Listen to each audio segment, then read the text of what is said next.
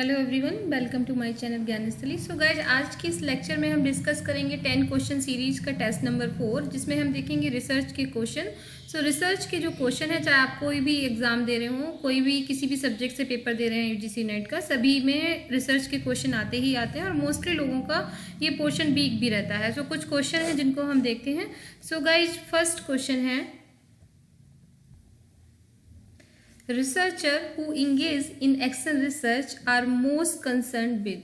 तो जो action research करते हैं वो रिसर्चर, वो शोधकर्ता किस चीज़ के लिए सबसे ज़्यादा कंसर्न रहते हैं। ठीक है, अगर मान लीजिए आपसे ये कहा जाता है कि आपकी क्लास में पढ़ाते समय कोई प्रॉब्लम हो रही है और आप कोई समस्या के समाधान के लिए, प्रॉब्लम को सॉल्व करने के लिए आपको एक्शन रिसर्च करना है। सो एक्शन रिसर्च होता क्या है, इसे अक्सर यूजीसी नेट इससे क्वेश्चन पूछता है, ये इंपॉर्टेंट टॉपिक है एक्शन रिसर्च।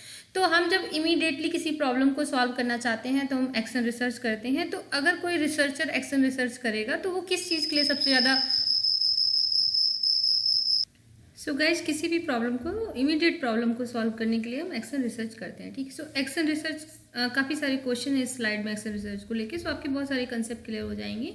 तो इसके जो ऑप्शन है, ऑप्शन ए है providing a hypothesis, improvement, publishing result and supporting the way things are done. तो इसका जो आंसर होगा वो क्या है, इम्प्रूवमेंट है। तो जब भी हम कोई प्रॉब्लम या कोई समस्या है उसमें इम्प्रूवमेंट करना चाहते हैं तो हम क्या करेंगे, एक्शन रिसर्च करेंगे। देखते हैं नेक्स्ट क्वेश्चन। नेक्स्ट क्वेश्चन है guys, the word action in action research means. तो एक्शन रिसर्च में जो ये वर्ड है एक्शन, इस एक्शन का मतलब क्या है। एक्शन को वैसे हिंदी में बोलते हैं क्रिया, है ना। तो ये जो क्रियात्मक रिसर्च है या क्रियात्मक अनुसंधान जिसको बोलते हैं, तो इसमें ये एक्शन शब्द का एग्जिट मीनिंग क्या है। इसका एग्जिट जो मीनिंग है, डेटा कलेक्ट करना है या एनालिसिस करना है या फिर किसी भी फैक्ट को बनाना या किसी फैक्ट चीज़ों पे, the fact that teacher is the researcher, कि वो टीचर को यहाँ पे एक रिसर्चर है, ये है। या इसका जो सही आंसर क्या है, the use made of the findings. तो हम क्या करते हैं कि क्या हमारे लिए यूजफुल है, उन सब चीज़ों की हम क्या करते हैं, फाइंडिंग्स करते हैं। क्वेश्चन नंबर 3 गाइस देखते हैं।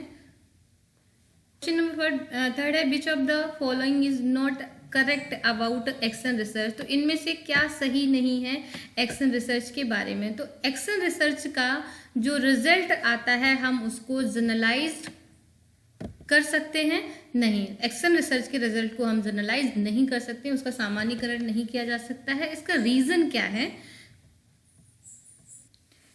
सपोज एक एग्जांपल लेते हैं हम कि एक्शन रिसर्च का जो रिजल्ट है उसको हम क्यों जनरलाइज नहीं कर सकते हैं, हर परिस्थिति में उसको क्यों नहीं लागू किया जा सकता है। सपोज मेरे पास 100 बच्चे हैं और मैं क्लास ले रही हूँ, 100 में से किसी एक बच्चे को समझ नहीं आ रहा है, बाकी 99 को समझ आ रहा है। ठीक है, अब मैंने फाइंड किया, तो फाइंड करने पे क्या पता चला कि उस बच्चे को उसकी हेल्थ ठीक नहीं रहती है। ठीक है, तो ये रिजल्ट पता चला। अब मैं उसके लिए कुछ एक्शन लूंगी। एक्शन क्या लूंगी, उसको डॉक्टर को दिखाऊंगी, उसके लिए मेडिसिन की व्यवस्था करूंगी।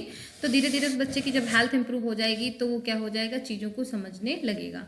तो अब इसी रिजल्ट को हम हर सिचुएशन में जनरलाइज नहीं कर सकते। मान लीजिए आप क्लास ले रहे हैं और आपकी क्लास में 100 बच्चे हैं और 100 में से किसी एक बच्चे को समझ नहीं आ रहा है, तो आप क्या ऐसा नहीं कर सकते हैं कि आप उस बच्चे को ले जाके सीधा मेडिसिन दिलवा दीजिएगा। ठीक है, सेम रिजल्ट को हम वहाँ अप्लाई नहीं कर सकते हैं। तो उसका रीज़न क्या है कि हर जगह जो इमीडिएट प्रॉब्लम हमें जनरेट होती है वो अलग अलग होती हैं। तो हो सकता है जो आपकी क्लास में बच्चा है उसके साथ कोई और प्रॉब्लम हो, उसको कोई डिसेबिलिटी हो, इसकी जैसे उसको अच्छे से सुनाई नहीं दे रहा हो या अच्छे से उसको बोर्ड क्लियर नहीं हो रहा हो, है ना।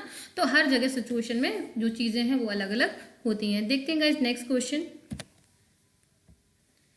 क्वेश्चन नंबर 4 है, the most university do not allow action research for completion of dissertation of thesis.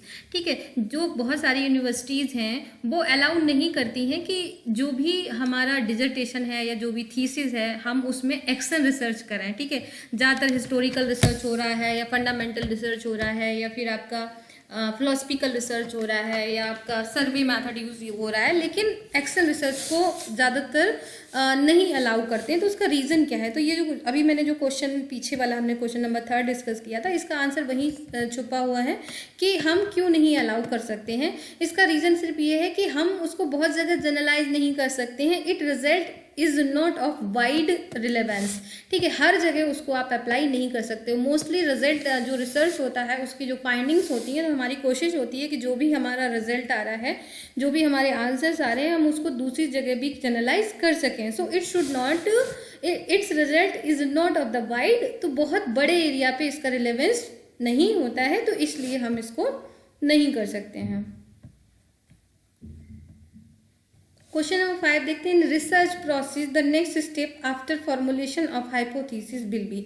तो जो फॉर्मुलेशन होता है हाइपोथेसिस का, परिकल्पना का जो निर्माण होता है, उसके बाद हम क्या करते हैं। मान लीजिए आपको रिसर्च करनी है, और रिसर्च करने के लिए आपने अपनी हाइपोथेसिस बना ली। अब हाइपोथेसिस बनाने के बाद आप अगला काम क्या करेंगे, तो अगला काम होता है सिलेक्शन ऑफ रिसर्च टूल्स। यानी कि ये हाइपोथेसिस बना ली है कि अगर किसी बच्चे को रिवॉर्ड दिया जा रहा है और रिवॉर्ड देने से बच्चे की लर्निंग पे कोई इफेक्ट नहीं पड़ता है, रिवॉर्ड या पनिशमेंट देने से बच्चे की लर्निंग पे कोई प्रभाव नहीं पड़ रहा है, ये क्या है, हमारी हाइपोथेसिस है। अब इस हाइपोथेसिस को बना लिया, तो अब हम इसको टेस्ट करेंगे। टेस्ट करने के लिए हमें क्या चाहिए, टूल चाहिए। तो हम टूल का सिलेक्शन करेंगे कि हम यहाँ पे किस तरह का टूल या उपकरण का प्रयोग कर रहे हैं। तो फॉर्मुलेशन ऑफ हाइपोथेसिस के बाद हम सिलेक्शन ऑफ रिसर्च टूल करते हैं।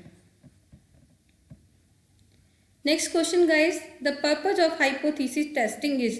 जब हम कोई भी परिकल्पना बनाते हैं तो उस परिकल्पना को टेस्ट किया जाता है। ठीक है, कि कोई भी हाइपोथेसिस है, उस हाइपोथेसिस को क्यों टेस्ट किया जाता है। सो टेस्ट करने के लिए हाइपोथेसिस को टेस्टिंग का रीजन क्या होता है, उसका पर्पज क्या है, तो इसका पर्पज है determine whether a statistical result is significant और नॉट। यानी कि जो भी हमारा रिजल्ट आ रहा है वो सच में सिग्निफिकेंट है, वो सही रिजल्ट है या नहीं है, इसलिए हम अपनी हाइपोथेसिस को क्या करते हैं, टेस्ट करते हैं। मान लीजिए एक हाइपोथेसिस बनाते हैं कि लड़के और लड़कियों की बुद्धि उपलब्धि में कोई डिफरेंस नहीं होता है, गर्ल्स और बॉयज़ का जो IQ है या जो उनका अचीवमेंट है उसमें कोई भी डिफरेंस नहीं है।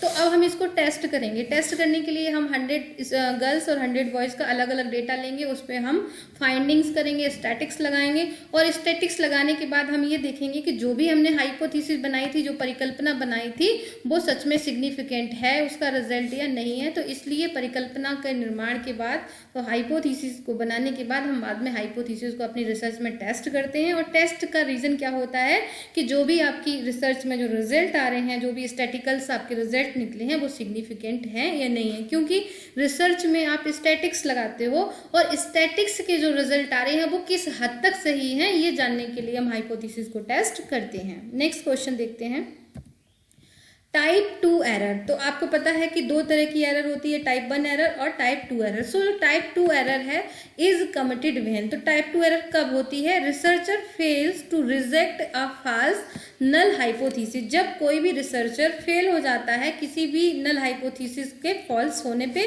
तो वहां पे हम क्या देखते हैं, ये हो जाती है हमारी type 2 error. Question number 8, phenomenology has originated from. तो जो फिनोमेनोलॉजी शब्द है, जिसको घटना विज्ञान हिंदी में बोलते हैं, सो ये जो फिनोमेनोलॉजी वर्ड है, ये कहाँ से आया है, इसका ऑरिजिन क्या है। तो इसका जो ऑरिजिन है वो क्या है, फिलॉसफी है, कि कोई भी घटना क्यों घट रही है या किसी भी फिनोमिना के पीछे रीजन क्या है। So this word originated from philosophy.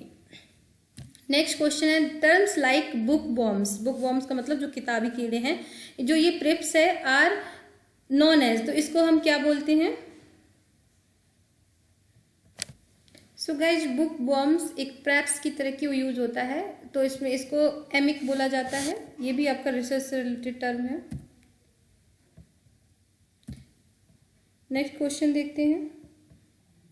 So question number 10 है, in analysing data in grounded theory matter. तो जो GT मैथड होता है, the step which focus on the main idea, developing the story line and finalising the theory is called. तो जब हम कोई grounded theory कर रहे हैं, तो ग्राउंडेड थ्योरी जो मेथड है, इसमें हम किस आइडिया पे फोकस करते हैं, जब हम कोई भी स्टोरी लिखते हैं या उस स्टोरी को फाइनलाइज करते हैं, तो हम इसको बोलते हैं इस तरह की। जो यहाँ पे जब ग्राउंडेड थ्योरी है, तो आपको अगर ग्राउंडेड थ्योरी आपने पढ़ा है तो आपको पता है वहाँ पे एक्सिल कोडिंग होता है, ओपन कोडिंग होता है, सिलेक्टिव कोडिंग होता है, and axial cum open coding होता है। तो जो ये कोडिंग का सिस्टम है, उसमें जब हम मेन स्टोरी लाइन पे काम बनाते हैं, उसको डेवलपिंग कर रहे होते हैं, तो उसको हम क्या बोलते हैं यहाँ पे, सिलेक्टिव कोडिंग।